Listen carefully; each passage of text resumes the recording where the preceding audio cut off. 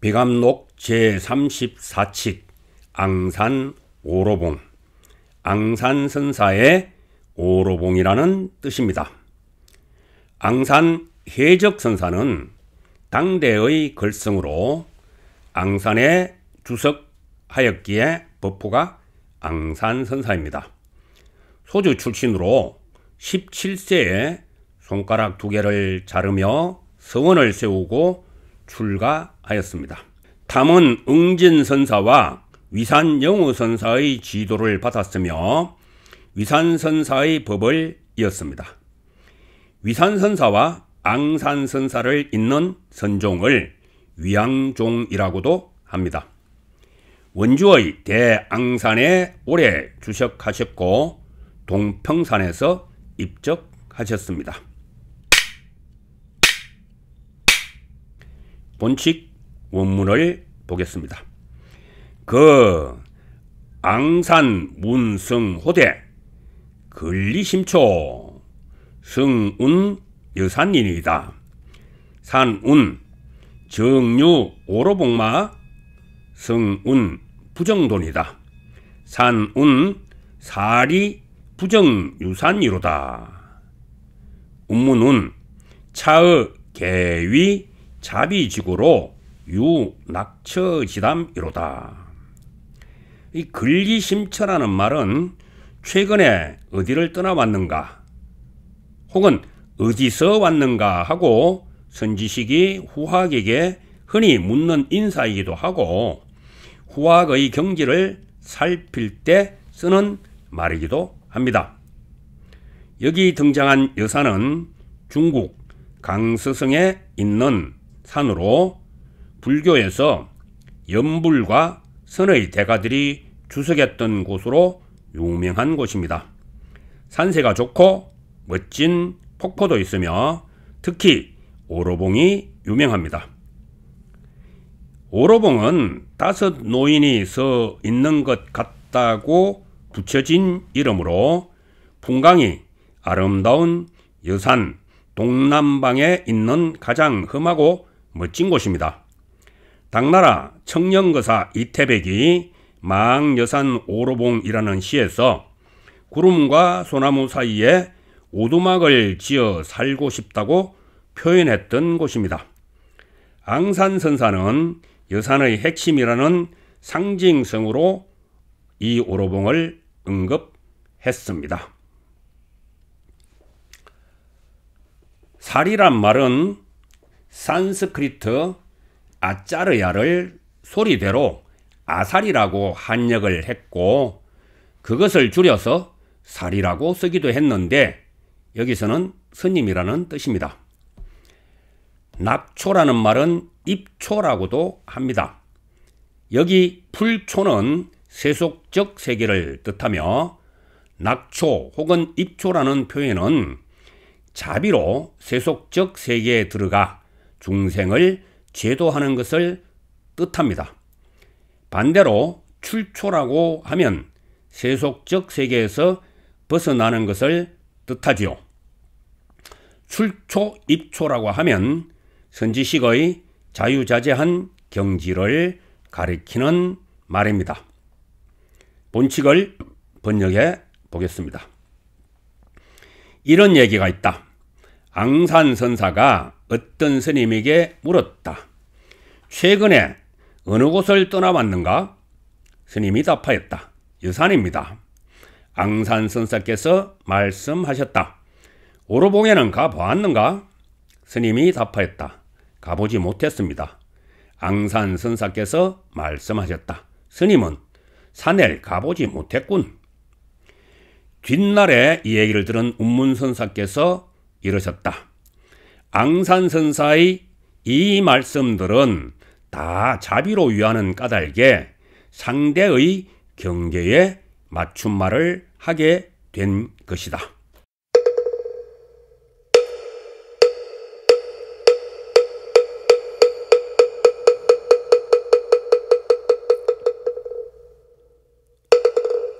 풀어보겠습니다. 선지식들은 후학이 찾아오면 흔히 이렇게 묻습니다. 자네 어디에서 오는가? 여기서 어디라고 하는 것은 받아들이는 사람에 따라 달라지지요. 하나의 장소가 되기도 하고 아니면 어떤 경지가 되기도 하는 표현입니다. 앙산선사께서도 그 흔한 방법을 사용하셨습니다. 그러자 돌아온 답이 여산이었죠. 여산은 상징적인 곳일 수도 있고 그냥 지명으로서의 여산일 수도 있습니다. 앙산선사를 찾아온 스님은 상징적인 여산을 말하고 있지는 않습니다. 이걸 모르실 앙산선사가 아니지만 후학에게 한 번의 기회를 더 베풀고 있습니다. 그럼 여산에서 가장 경치가 뛰어난 오로봉에 가 봤는가? 하고 물었는데 찾아온 스님은 여전히 깜깜하군요. 그래서 못 가봤습니다고 답을 한 것입니다. 앙산선사는 답답하다는 듯이 마무리를 짓고 있습니다. 여산에서 왔다면서 여산을 알지도 못하는구만. 자, 이 여산의 오로봉이 상징하는 것은 무엇일까요? 뒷날 운문선사는 앙산선사의 친절에 대해서 이렇게 평했습니다. 앙산선사께서 그토록 낮추면서 기회를 주었는데도 참 답답한 친구로구만. 자, 이쯤에서 심각하게 살펴봐야 합니다. 나는 어디에서 왔는가? 나는 지금 어디에 서 있는가? 대체 나는 누구인가?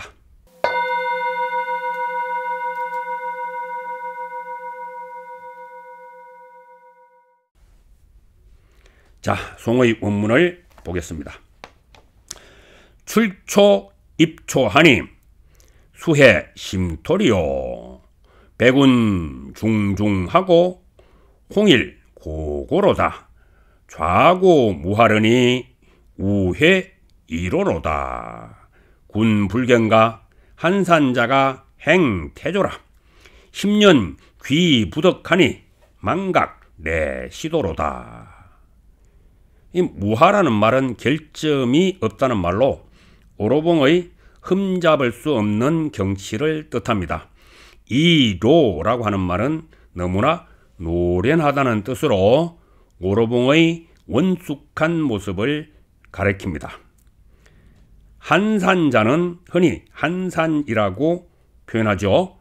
중국 당대 7세기 말 9세기 초의 인물로 천태산의 바위굴 속에서 살았던 인물인데 그의 시를 선시라고 하여 스님들이 특히 좋아합니다. 개송의 마지막 두 구절은 바로 한산자의 시에서 인용한 것입니다. 행태조란 말은 재빨리 가버렸다는 뜻인데 이것은 다음의 일화를 가리킵니다. 국청사의 풍간선사는 버려진 한 아이를 데려와 키웠고 이름을 습득이라고 했습니다. 이 습득이는 국청사의 허드렛 일을 하며 지냈는데 천태산의 한산과 어울려 지냈고 풍간선사도 이 둘을 아꼈습니다. 일반인의 눈에는 비록 실성한 듯 보였으나 지혜로운 이들은 둘의 비범함을 알고 있었던 것입니다. 어느 날 지사 여구윤이 풍간선사에게 두 사람을 만나게 해달라고 졸랐습니다. 풍간선사가 지사를 데리고 공양간에 있던 두 사람에게로 갔는데 한산과 습득은 지사의 모습을 보자마자 박장대소하며 천태산의 동굴 속으로 들어가 다시는 내려오지 않았다고 합니다. 소응을 번역해 봅니다. 세간 벗어나는지 세간에 들어가는지 뉘라서 깊이 찾아 살필 줄 알겠는가. 흰 구름은 겹겹이 펼쳐졌고 붉은 해는 환하게 빛나도다. 왼쪽으로 돌아보니 흠잡을 수 없고 오른쪽으로 보니 너무나 노련하다. 그대는 알지 못하는가 한산자가 잽싸게 가버렸음을. 10년 되도록 돌아가질 못하니 왔던 때의 길을 잊어버렸구나.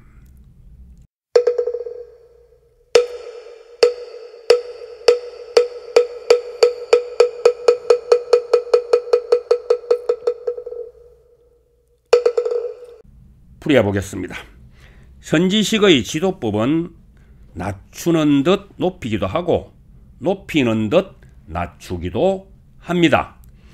그것을 과연 누가 정확히 알아볼 수 있을까요?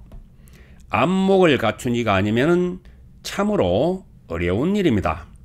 그러니 지혜와 자비를 논하고 깨달음을 언급하려면 그걸 간파할 정도의 안목을 갖춰야 비로소 상대할 만한 것입니다. 오로봉의 경치는 가보지 않은 사람은 알 수가 없지요. 어느 순간은 흰 구름이 하얀 연꽃처럼 피어나기도 하고 어느 순간 붉은 해가 밝고 밝게 비치기도 합니다. 정말 오로봉에 이르고 보면 왼쪽으로 돌아보고 오른쪽으로 살펴봐도 한 점 흠이 없이 완벽하다는 것을 알 것입니다. 허참, 그렇다고 중국 여산에 허겁지겁 갈 필요는 없답니다. 여기 오로봉이 여산의 지명인 오로봉은 아니니까요.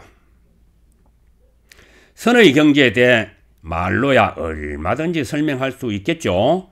그러나 그 설명하는 말 속에 자신의 경지가 그대로 드러난다는 것을 안다면 함부로 떠들지 못할 것입니다. 한산과 습득의 모습은 다른 사람의 눈에는 마치 미친 사람처럼 비쳤습니다. 다만 세속적인 잣대로만 재려고 하니 그들의 진짜 경지와는 멀어져 버리는 것이죠. 한산이 천진불이었는지 아니면 실성한 사람이었는지 그의 경지가 아니면 알 수가 없지요. 지사 여군이 그를 만나 대접해 보려 했지만 어림도 없는 일이었죠. 제대로 알지도 못하면서 어찌 대접을 할 수 있겠습니까? 자, 한산이 남긴 시 한 구절 들어보십시오. 다시는 돌아갈 뜻도 없나니 왔던 길마저도 이미 잊어버렸다니. 마음 공부에 대해서 논하려면 이 정도는 돼야 하겠죠. 그렇고 말고